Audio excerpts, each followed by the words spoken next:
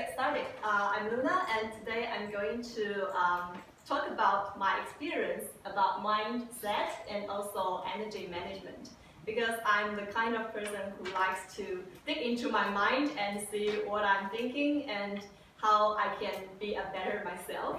So I think this is more of an informative presentation rather than a persuasive one, because I think actually everyone has your own way of managing time. So it's just sharing my own experience, not trying to convince you to do the same thing as myself, and I'm open to any other discussions later.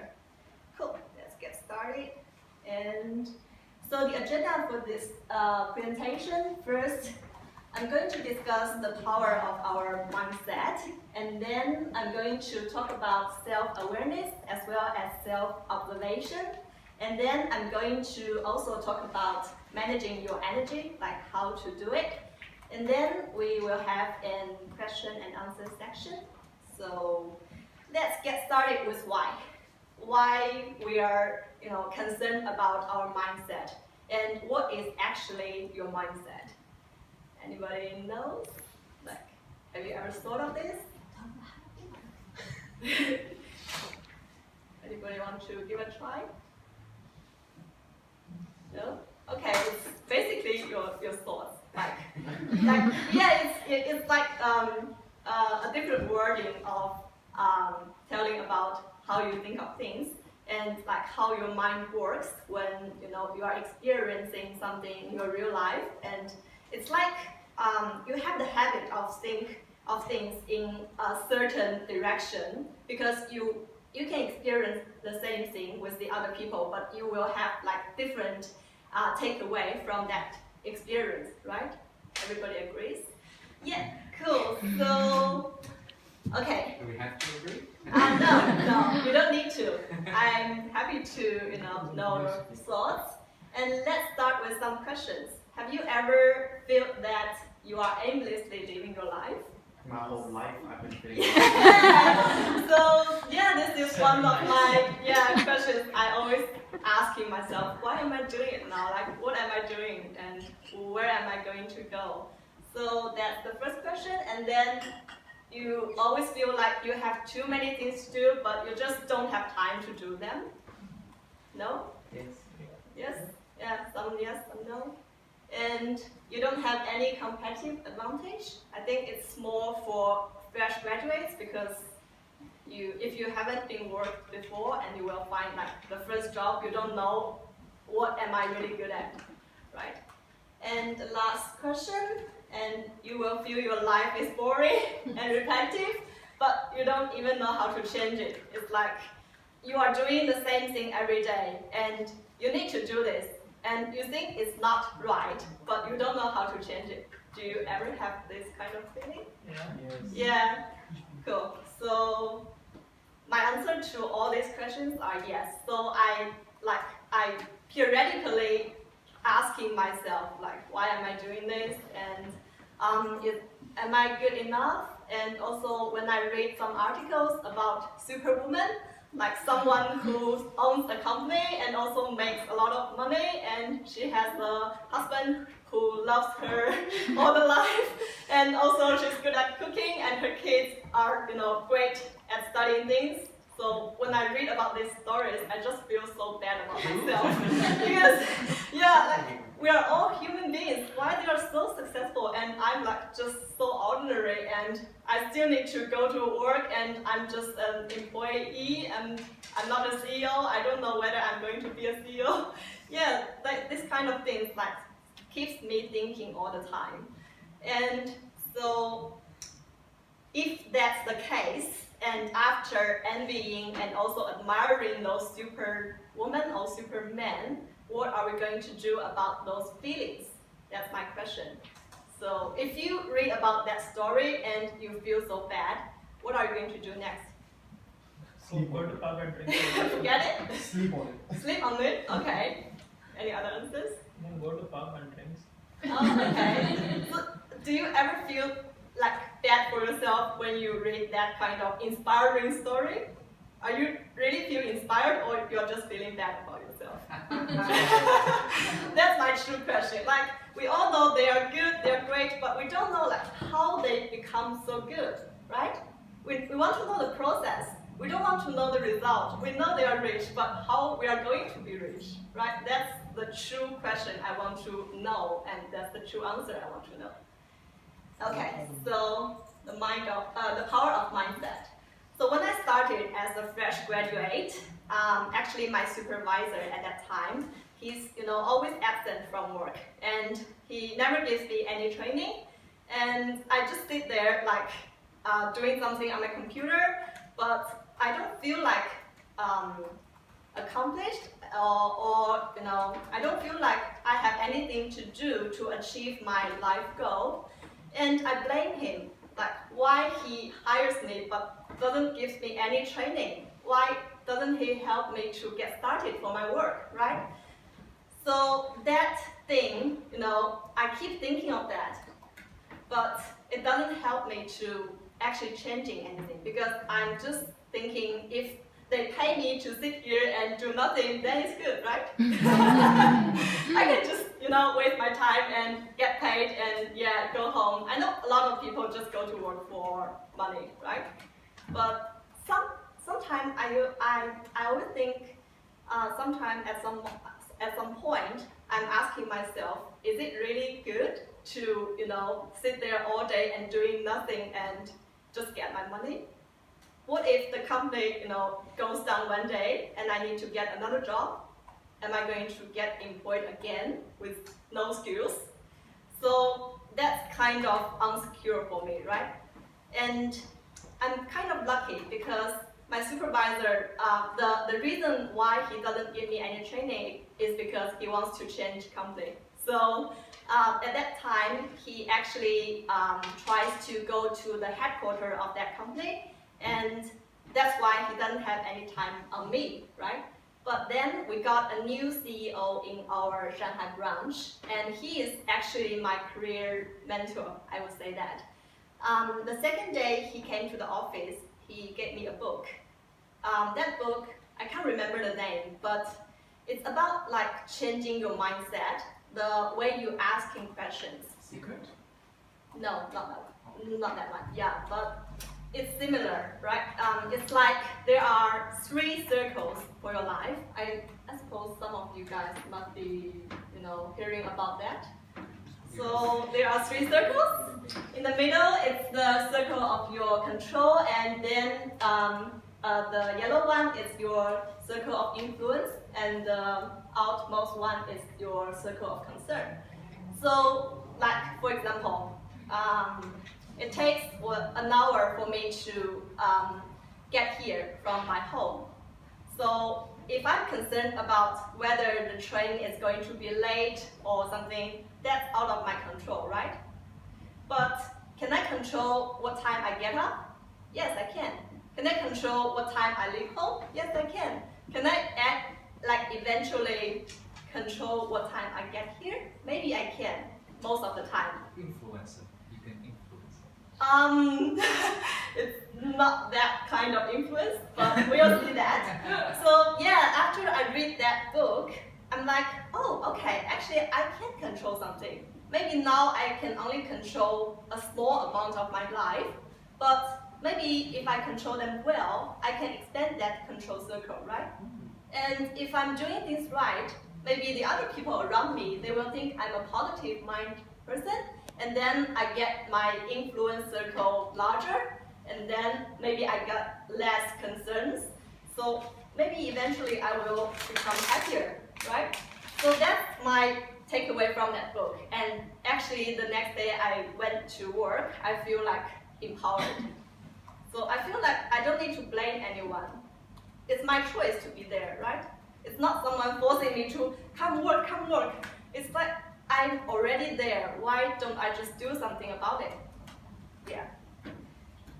And also, one thing my career mentor told me is that if you are doing the same thing as usual all the time, but you are expecting a different result, that is never going to happen.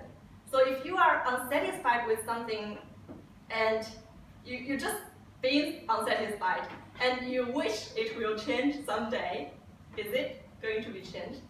I don't think so. As a programmer, we write code. And if we run the code once, it has error. If you run it 100 times, it's still getting error, right? You need to change something. So that's the growth mindset. And also, Elena just talked about how information technology could change. You know, a lot of people will lose their job. I think that's the truth of future. But if you really believe that your life is in a growing pace, like you're not who you are right now all the time, you can always learn new things. And one thing my CEO told me is that actually anything human beings are doing now, you can learn it. And you can actually get 70 points out of that. For example, in unit, it's difficult to get a high distinct. But is it too difficult to get a credit or a distinct? I don't think it's that impossible, right? So if you are actually learning something and you are trying to understand it, you can actually learn it. But you first need to believe that you can learn it. You don't say, okay, I can't, it's too difficult. But imagine a lot of people there are actually already doing it. Why can't you, right? That's the very two true things I learned from my career mentor. So in conclusion, I think a proactive and growth mindset is the key to your happiness and success. That's what I'm thinking. Okay, let's jump to the self-awareness and self-observation. So if you have the mindset of your action is actually yourself, then you need to observe yourself, right? If you want to manage yourself, you need to know yourself. And two things I find very useful is to observe your feelings or emotions, and also observe your time, how you spend your time. And then, if you know these things, you can get along with your brain better, and actually, eventually, managing your emotion switch, and also, know the times you are being more productive than usual, and then actually put yourself into that environment to make you productive. It's like a little bit tricky. It's like tricking your brain to that area he likes and doing more things by yourself. And there are two tools I usually use for self-awareness. I do time diary when I was in uni. For example, if I'm sitting in library all day and I want to do several tasks, so I will sit there and write down the time I have, and then I started to link it, for example, and after 1 hour and a half, I feel like I really can't focus. I need to have a break. And then I have a break. And then I record that time. When I come back, I will record again what I'm going to do, what I'm doing. I think it really helps. After 1 day in the library, you look at this and you know how much time you have spent. Another tool I use is a reflective diary. This is actually used for changing your behavior. For example, if you feel like unsatisfied for some of your life aspects, for example, in this case, I don't have suitable topics when talking with my supervisor, then I will try to find a solution. What is he talking with other people? Maybe he's interested in that topic. And then I will think, okay, next time I will start our topic with that, start our conversation with that topic and see if it works. That's like how my mindset works. If I think something is not right, then I try to think, how am I going to make it right? And then it's not going to be the perfect end, but I learn from it. Okay, let's see how you're going to manage your energy. So the first thing I do is I sum up my weekly free time. I think a week is a perfect time slot because human brains cannot manage items more than 7. I think that's how my brain works. And also, as a student, you have your weekly timetable. As an employee, you have your weekly routine. So I usually do it weekly. And then I will, try to recognize my weekly pattern. And for example, I think I have 30 minutes during transportation and 30 minutes going back home.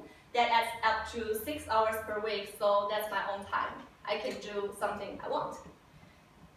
Then, yes, Another thing I want to point out is that it's very important to know what your life critical path is. Does anyone know what is a critical path? Path that is critical. Has anyone done a unit called project management? Yep. I feel like it's the part which, if it fails, then the whole project goes down. Similarly, but it's like. That's what I said. Actually, let's look at the board. Let's look at the chart. Actually, if you have multiple tasks to do for a project, but some of the tasks are most time-consuming, and then you have a critical path of the tasks that will affect the final completion date of your project. So as a project manager, what you need to do is to managing these tasks so that your project won't, never meet its deadline. And that's my takeaway from the project management unit, is that we need to manage the tasks which are essential for our life objective. So I think if you can manage like critical tasks in your life, for example, what time you start PY, determines what time you get your certificate, like the professional certificate, and what time you start your work, determines what time you get your 1 year experience point, right? These are the critical tasks that I want to look for. And then you do your planning based on your time available. You are not doing planning just thinking very aggressively, I want to do this, but actually I don't have time, right? Then you become so frustrated because you can't finish all your planning. So what I'm thinking is that if you cannot execute that plan, then it's a failed plan. What's the reason of making a plan? You know it's not going to happen. And for me, I do two kinds of plans, short-term ones and long-term ones. For the short-term planning, I do it for the next year. And you can see these are my goals. And I have 5 goals to achieve until August next year. And the first 2 goals are about my career, because I'm a developer, so I want to make a website so I can showcase when I'm going to the next job. And then I have my hobby. I write blogs, and I want to do it continuously. And then I have my knowledge one. I want to read books and also write English blogs. And then I have my health. So it's like a practical planning. It's not like I'm daydreaming, right? I'm not saying I'm going to make $1 million. What is that 5 books and 8 books? It's like I'm going to read 5 books in the next year, and I write book reviews about it. Because I don't think if you read a book and never, output anything, you are going to take in that, that book actually tells you. Yeah. Do you have a What? YouTube? Analyze and apply. It's like I think we need to slow down. If you are taking into too much information, but you never organize them in your own brain and in your own words, you are not going to actually learn them, right? That was the point of gaining all the information. It's not knowledge. Analyze and So apply. it's 18 minutes. Perhaps you don't want to be sidelined from your presentation. It's 18 minutes in. Oh, really? Okay, Yes. sorry. And okay. I will skip this. And then the long-term planning, you all know this. So it's like I have just 2 goals because I don't know what the immigration law is going to change. So I won't set, unpractical goals, but I will see what I can do later. So that's all the key points for this presentation. We started with mindset. You need to have a process-oriented mindset. And also, you need to do your self-observation if you want to manage yourself more efficiently. And then finally, energy management. So you need to observe your free time and also identify actually what task you want to do in your life. It's not like people saying you should do this. You need to think about this and then do your practical planning.